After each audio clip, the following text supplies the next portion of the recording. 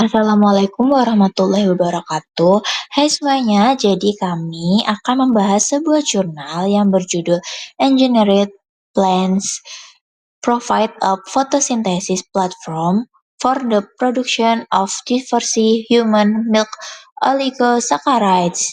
Saya Nadia Emiliana bersama teman saya Farel Atala dan Erlinda Rana Aristawati. Oke, type of genetic engineering.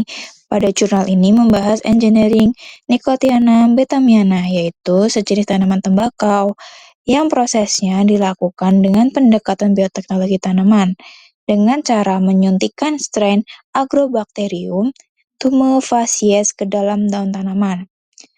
Agrobacterium ini berfungsi untuk memasukkan gen tertentu ke dalam sel tanaman. Dengan begitu, tanaman dapat mengekspresikan gen yang diperlukan, misalnya untuk biosintesis HMO atau Human Milk Oligosaccharides. Jadi, intinya, tanaman tembakau ini dimanfaatkan sebagai pabrik biologis untuk menghasilkan senyawa yang dibutuhkan melalui rekayasa genetika.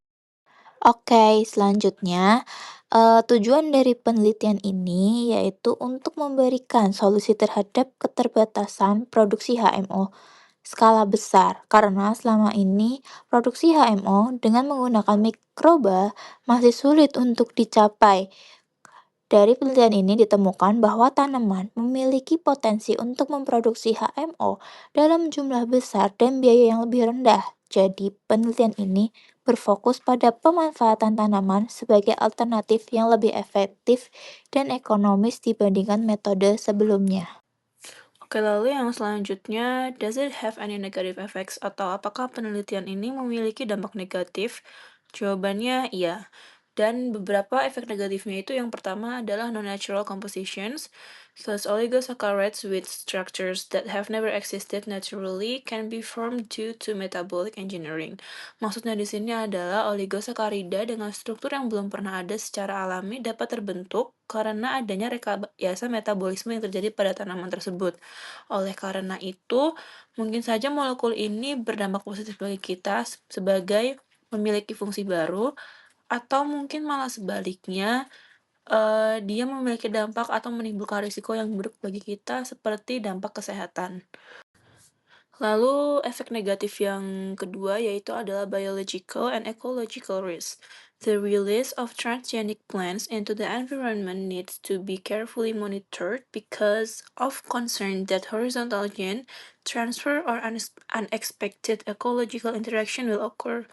Maksudnya di sini adalah meskipun tanaman ini sendiri tidak menunjukkan adanya kelainan morfologi, seperti bentuk dan struktur daun, tetapi pelepasan tanaman transgenik ke lingkungan alam secara langsung itu perlu diperhatikan dengan teliti karena dikhawatirkan akan terjadi atau akan adanya transfer gen secara horizontal atau interaksi ekologi yang tak terduga sekaligus tak diinginkan.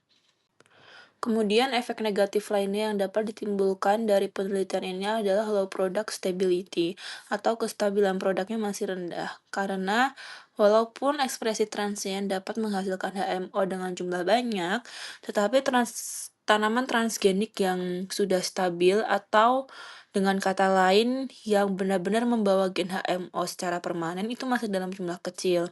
Sehingga dalam ini masih diperlukan penelitian lebih lanjut terkait uji keamanan konsumsi, terutama dalam jangka panjang dan juga untuk penelitian lebih lanjut aplikasi dalam industri.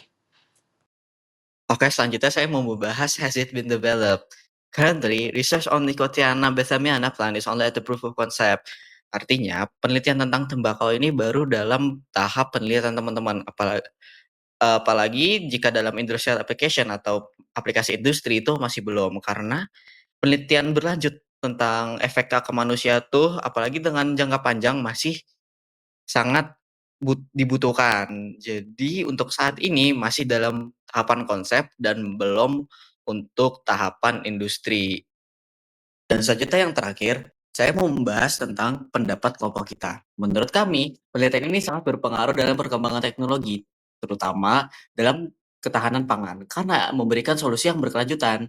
Penelitian ini juga sangat menarik karena berhasil membuat HMO yang biasanya hanya terdapat dalam ASI dapat diproduksi melalui tanaman, sehingga ketersediaan nutrisi tambahan yang hampir sama dengan ASI semakin besar peluangnya. Dan ini tentunya sangat bermanfaat bagi bayi-bayi yang tidak bisa mendapatkan ASI secara langsung dari ibunya.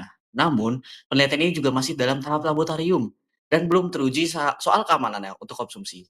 Jadi meskipun memiliki potensi yang besar, tapi dibutuhkan pengembangan penelitian lebih lanjut lagi untuk memastikan keamanannya dalam konsumsi secara skala besar. Oke, sekian dari pembahasan yang dapat kami jelaskan. Terima kasih. Wassalamualaikum warahmatullahi wabarakatuh.